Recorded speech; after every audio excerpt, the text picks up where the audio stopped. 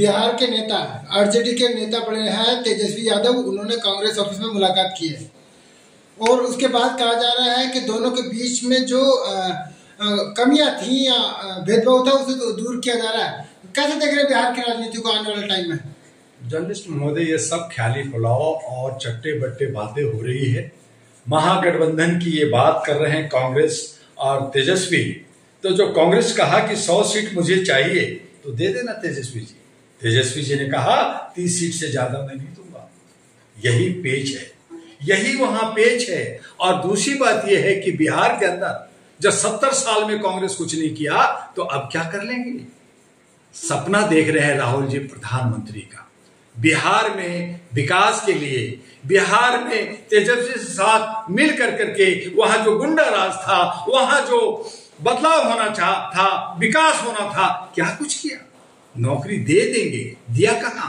आपने जनगणना की बात की, नीतीश के साथ सरकार रही, लेकिन जनगणना भी कंप्लीट कहां हुआ? वो भी आधा अधूरा कहा, थोड़ा बहुत हो गया।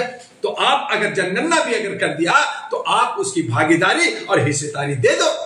जहां पे 38% ओबीसी के लोग रहते हैं, पिछड़ा लोग रहते हैं, 17% मुसलमान है, 14% यादव है और 38% जो है पिछड़ा है, आप उसका हिस्सा दे दो।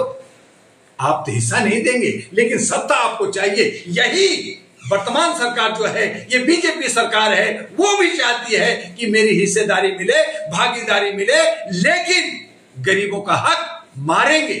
तो आप लोगों को गुमराह करके, जनता को खरीद करके, जनता को आप जो है गलत रास्ता पे ले जा करके बिहार का विकास नहीं बल्कि बिहार का विनाश आप चाहते हैं।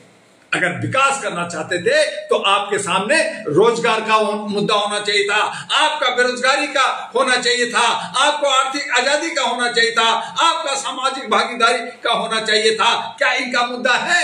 सिर्फ इतना है कि लड़ाओ भिड़ाओ, नफरत करो। अब एक और नफरत का बीज बो दिया है, जो बफ का कर दिया है, उसमें मुसलमान रोटी सेक रहे हैं कि मैं इस बेस पे मुसलमानों को लामबंद करूंगा। उस मुसलमानों को भी बांटने के ये जो है, चाहे भारत गठबंधन हो, चाहे इंडिया गठबंधन हो, चाहे हमारा एनडीए गठबंधन हो, वो भी एक ही काम कर रहे हैं। उनको क्या मिल रहा है? क्या मिला? गरीबों को कुछ जमीन मिला, दुकान मिला।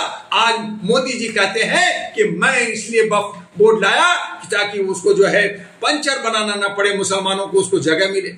तो मुसलमानों ने पहले पंचर नहीं दिया, अब नहीं दिया। वो साइकिल बना रहे हैं, वो कोई जो है सब्जी बेच रहा है, कोई रिक्शा चला रहा है, कोई ऑटो पार्ट का दुकान खोल रखा है, कोई चोरी चमारी और पॉकेट मारी कर रहा है। तो किसको मिल रहा है? आप आंदोलन कर रहे हैं। अगर मान लीजिए वक्फ बोर्ड जो है उसका जो है विधेयक वापिस भी हो जाए, हालांकि वापिस नहीं हो सकता, पार्लियामेंट का दोनों सदन से और राष्ट्रपति ने साइन कर दिया है, अब ये कानून बन के रहेगा, ये चलेगा। लेकिन मान लीजिए कि भारत सरकार फिर से इस पे विचार करके वापिस भी ले लेता है, तो फायदा किसको होगा? सामंतवादियों को होगा, उन मुल्लाओं का होगा, उन लोग जिन्होंने मुसलमानों को अब तक डार्क में रख करके करोड़ों अरबों रुपए की प्रॉपर्टी पे कब्जा कर रखा। तो ऐसी सूरत में इंडिया गठबंधन जो बिहार के अंदर चाह रहे हैं कि तेजस्वी और राहुल गांधी, मैं बता दूं कि जिस तरह से हरियाणा में नुकसान झेला, महाराष्ट्र में नुकसान झेला, दिल्ली में नुकसान झेला, बिहार में अगर कांग्रेस और तेजस्वी की गठबंधन बनती है तो तेजस्वी को नुकसान होगा, फायदा नहीं होगा। और ऐसी सूरत में बीजेपी जो एनडीए गठबंधन है उसको फायदा होगा। और उसके लिए चिराग पासवान और वहां पे जीतन राम मांझी और अन्य जो दलित हैं वो जो है बीजेपी के साथ है।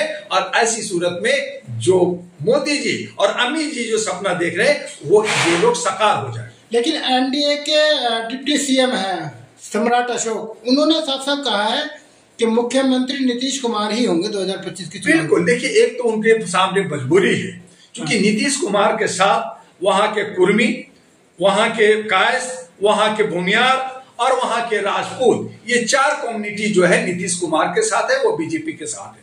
चाहे कुछ भी कर ले वो बदल नहीं सकते, लेकिन ये सारी संख्या 10% है। सरकार बनाने के लिए 30% चाहिए, तो 20% कहां से आएगा?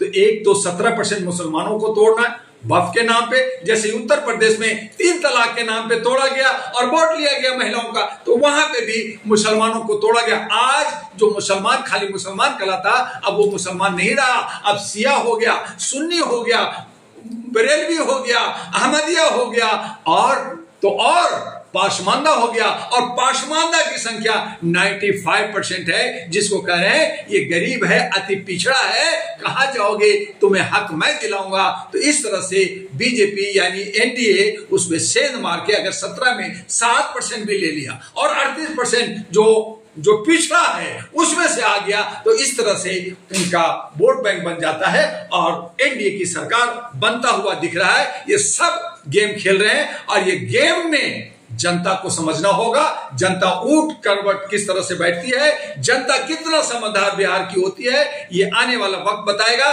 बिहार के अंदर एक बदलाव चाहिए, बिहार के अंदर एक नया आवाज चाहिए और उसके लिए अहरा नेशनल पार्टी एनपी इन्वेलेप लेके जा रहा है और एक जो है पूरा सोच समझ करके एक आंदोलन करने जा रहा है और वो प्रोजेक्ट बिहार के विकास के लिए, नौजवानों को रोजगार के लिए होगा और वहां एक बदलाव का बिहार आएगा। लेकिन अगर बिहार के लोगों में शुद्धि नहीं आया, वो बिक गया, अगर शराब में, 500 में और इनके बहकावे में, तो बिहार का बेड़ा गर्क हो जाए।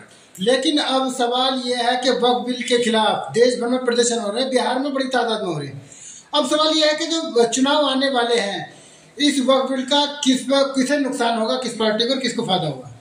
ये जो मुर्शिदाबाद में भी, बंगाल में 3 लोग मर गए आंदोलन में, कुचल के मर गए, कई लोगों की गाड़ियां, घरों में आग लगा दी गई। बिहार में भी आंदोलन है, हैदराबाद में भी आंदोलन है, दिल्ली में भी आंदोलन होना है।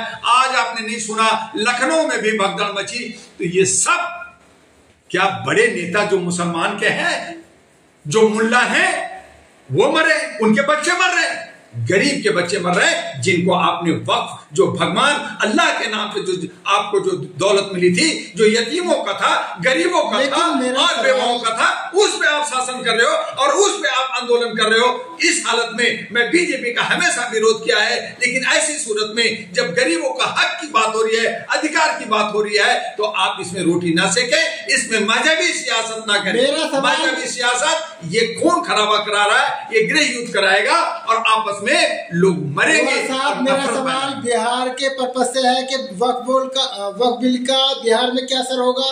क्या नीतीश कुमार को नुकसान होगा इससे?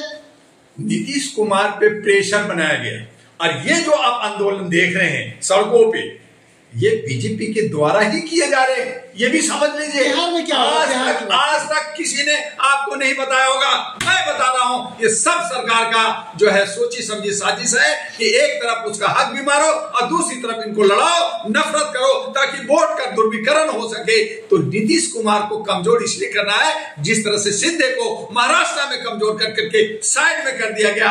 आज नीतीश कुमार को जो है कि इधर ना जाए उधर ना जाए, उनको पेच लगा दिया गया है, गले में जो है फांस और हड्डी छुपा दिया गया है और कहा गया है ज्यादा मत बोलो, और अगर बोलना ही चाहते हो तो ठीक है, मैं तुम्हें सेंट्रल में जो है डिप्टी प्राइम मिनिस्टर बना देंगे। तो ये सब जो आ रहा है बातें, वो इसलिए आ रहा है कि, और दूसरी तरफ तेजस्वी को कहा गया है कि तेजस्वी ने डिक्लेयर कर दिया कि मैं मुख्यमंत्री बनूंगा।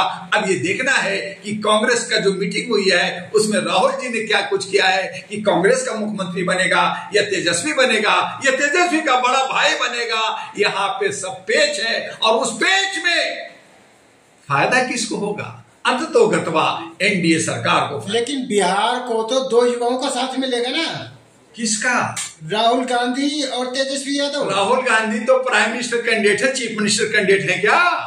राहुल गांधी जो है अभी भी पप्पू है और वो पूरे बिहार में नहीं, पूरे भारत में फेल हो चुके हैं, उनको अब एक्सेप्टेशन नहीं मिल रहा। तो राहुल गांधी को और कांग्रेस ने बिहार को बहुत जो डैमेज किया है, जो कमजोर किया है, और यही वजह है कि 1977 में जेपी आंदोलन जब हुआ, जब इंदिरा गांधी ने जो बिहारियों के साथ जो किया, तो उस आंदोलन में इंदिरा गांधी को जेल जाना हुआ था और कांग्रेस बर्बाद हुआ था। वो बिहारी भूला नहीं है, इसलिए कांग्रेस के साथ नहीं है, बल्कि कांग्रेस जिसके साथ होगा वो बर्बाद होगा।